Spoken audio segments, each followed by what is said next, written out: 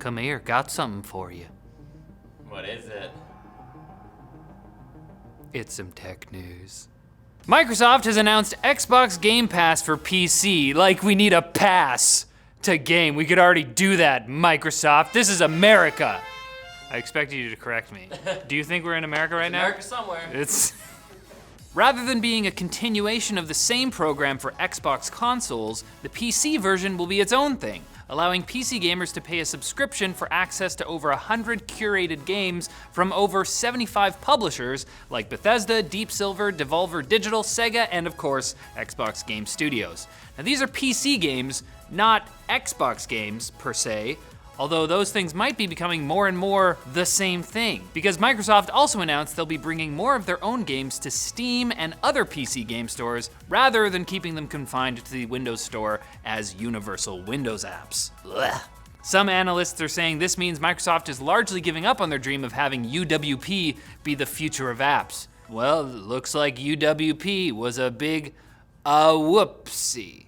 It's time for more news about Huawei! It's my way or the Huawei. Don't you forget it. Buster. The Chinese tech giant has reportedly been accepted back into the SD Association, the Wi-Fi Alliance, and the Bluetooth Special Interest Group, according to an announcement by the company.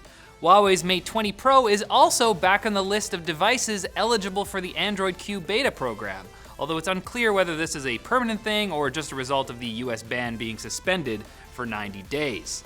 But the story for Huawei continues to get worse even as it gets better. California-based Synopsys, maker of nearly ubiquitous tools for designing chips, has stopped providing software updates to Huawei, which is going to hurt their ability to make their own processors. Huawei has also lost a bid to Nokia and Ericsson to provide 5G network equipment in Japan.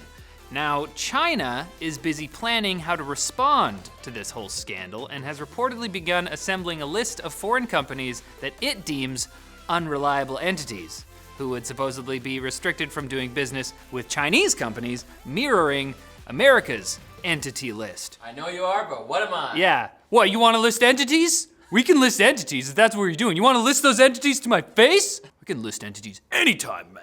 Bring it! And Amazon might replace Sprint as one of the big four American telecom companies, if some inside information can be trusted. Okay. So, some industry sources told Reuters that Amazon is considering buying Boost Mobile from T-Mobile and Sprint, who would be obligated to sell Boost as part of their merger deal, which may or may not be happening. So you can see why this is also speculative. But if the T-Mobile and Sprint merger goes through, then Amazon could kind of take Boost Mobile's network to build out its own Amazonian cell service. And then you could probably order something on Amazon Prime by texting, so that would be cool. Or they could bring back the Fire Phone.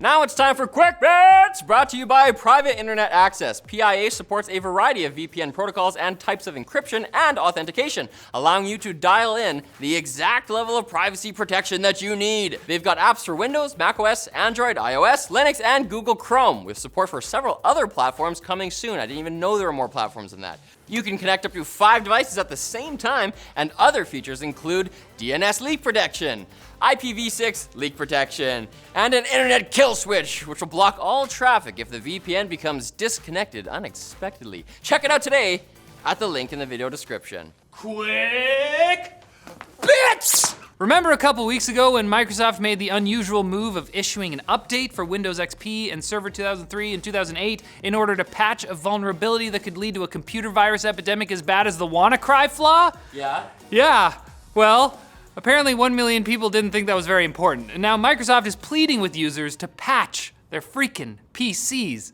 I mean, running XP is bad enough, but not patching? These people are definitely gluttons for punishment. Like, they're just sitting there being like, yes, infect me. Leap Motion, the company that developed various hand tracking devices for VR and desktop PCs, has reportedly been acquired by Ultra Haptics, a company that works on similar tech. The purchase is interesting because Apple reportedly approached Leap Motion twice with offers to buy them, but they said no. Their founders apparently even called Apple the devil. A source has told Android police that Samsung will be removing the headphone jack from the upcoming Galaxy Note 10, despite its status as one of the last smartphone makers to support the old universal standard. Yeah, The source also said the phone will have no physical buttons, but that part seems to be less reliable. But the good news is that Motorola actually reinstated the headphone jack in the now officially unveiled Moto Z4, which will also be compatible with the Z3's 5G Moto mod. Did you do that tweet? Did you do that tweet about calling them the chosen one? Who? Samsung took the headphone jack out and you made the GIF. It was like, oh, you were the chosen one. No. Oh, well, that was a good tweet. Speaking of 5G, the UK is getting a taste of it thanks to EE, which activated the kingdom's first 5G network in London, Edinburgh, Cardiff, Belfast, Birmingham, and Manchester. Meanwhile, Sprint launched 5G in Atlanta, Dallas, Houston, and Kansas City. It's happening! It's a 5G, yeah! Get it? High five. High 5G! And after demolishing human players in chess, Go, and Dota 2, Google's DeepMind AI team have turned their sights onto first-person shooters. That's a pun, and I didn't even get it when I wrote that.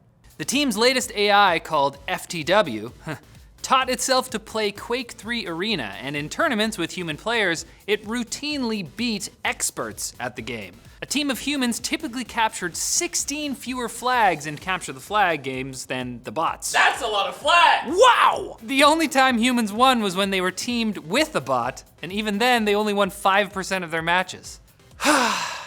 I think we're okay until an AI beats Shroud and Apex. I think that's the point at which we know We can't have nice things. we're dead. Yeah, it's over.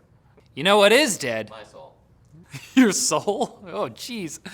This episode, and James' soul. Thanks for watching, guys. Subscribe for more tech news, and stop watching for less. It's really that easy. Don't do that. Don't do that. Please. Please. Please, don't make me go to Microsoft levels of pleading here. For James's sake.